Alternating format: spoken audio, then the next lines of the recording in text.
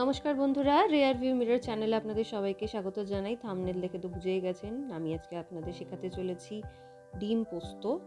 ডিম পোস্ত কিন্তু ভীষণ লোভনীয় একটা খাবার। সবাই মোটামুটি ডিম আর পোস্ত খেতে খুব ভালোবাসে। আর এই দুটো উপকরণ একসাথে মিলিয়ে যদি রান্না করা যায় তাহলে তো আর কোনো কথাই হবে না। তাই আমি নিয়ে নিয়েছি প্রথমেই পোস্ত।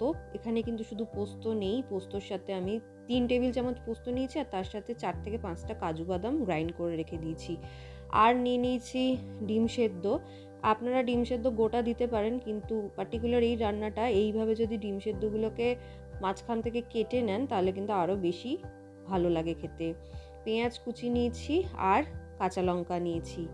আমি আমার বাড়িতে সবসময় পোস্ত যখনই কিনি একসাথে অনেকটা পোস্ত অলরেডি গ্রাইন্ড করে একটা এয়ার টাইট কন্টেনারে রেখে দিই।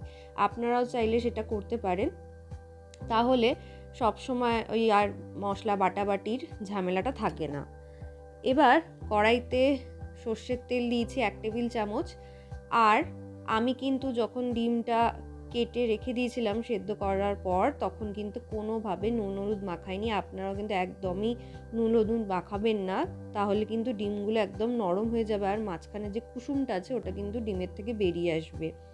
আমি যে প্রসেসটা করলাম, তেলটা গরম হয়ে যাওয়ার পর কড়াইয়ের মধ্যে ডিরেক্ট লবণ আর হলুদ গুঁড়ো দিয়ে দিয়েছিলাম। তারপর হালকা নেড়ে ওর মধ্যে এক এক করে ডিমটা উল্টো করে কিন্তু দিয়েছিলাম, মানে কুসুমের দিকটা দিয়েছিলাম। এপিট ওপিট মোট আমি প্রত্যেকটা পিঠ 1 মিনিট করে ভেজে নিয়েছি। ভেজে তারপর আমি তুলে নিলাম। এই প্রসেসে করলে কিন্তু ডিমের থেকে কুসুমগুলো আলাদা হয়ে যায় না, যদি এরকম হাফ করে ডিমগুলো ভাজেন তাহলে।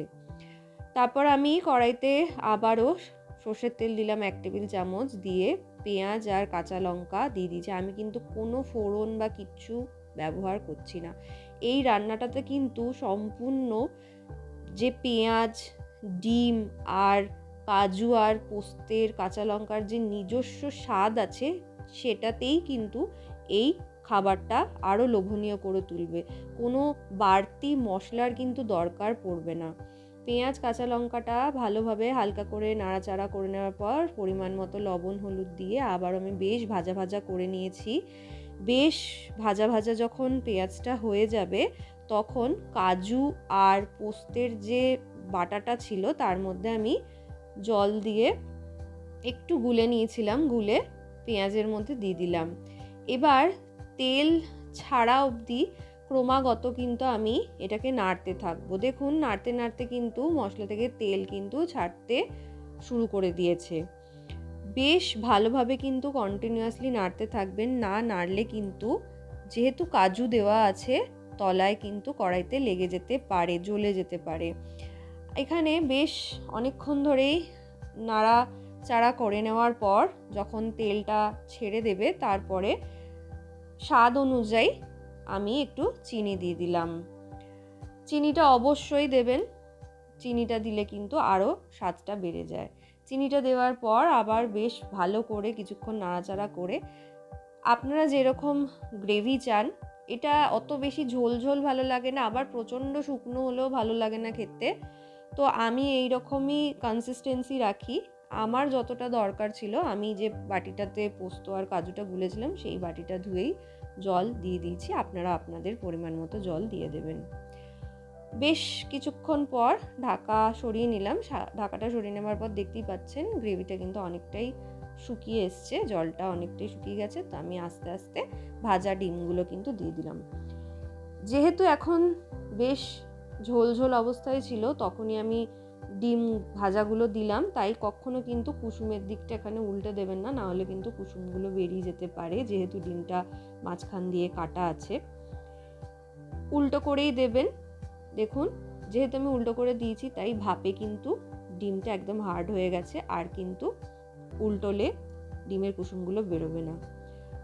আমার কিন্তু এখানে অলমোস্ট তৈরি হয়েই গেছে ডিম পোস্ত।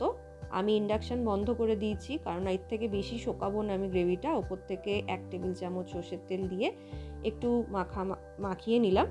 মাখিয়ে নিয়ে ঢাকা দিয়ে 3 মিনিটের মতো রেখে দিয়েছি। আমার আজকের ডিম পোস্ত একদম তৈরি। আমি আশা করব আপনারা নিশ্চয়ই বাড়িতে বানাবেন। কোনো অতিথি এলে ঝটপট কিন্তু এই রেসিপিটা হয়ে যায়, যেহেতু এখানে কোনো বাড়তি মশলা আর পড়ছে না। আর আপনারাও যদি আমার মতো অনেকটা পোস্ত একসাথে গ্রাইন্ড করে এয়ারটাইট কন্টেনারে রেখে দেন, তাহলে যখন তখন আপনারা এরকম লোভনীয় খাবার বানিয়ে নিতে পারেন। আমি নিশ্চয়ই আশা করব আপনারা আপনাদের বাড়িতে এই রেসিপিটি বানাবেন, আর আমাকে কমেন্ট করে কিন্তু একদমই জানাতে ভুলবেন না কেমন লাগলো। আমার পাশে থাকার অনুরোধ রইল। চ্যানেলটা অবশ্যই সাবস্ক্রাইব করবেন। খুব ভালো থাকবেন। ধন্যবাদ।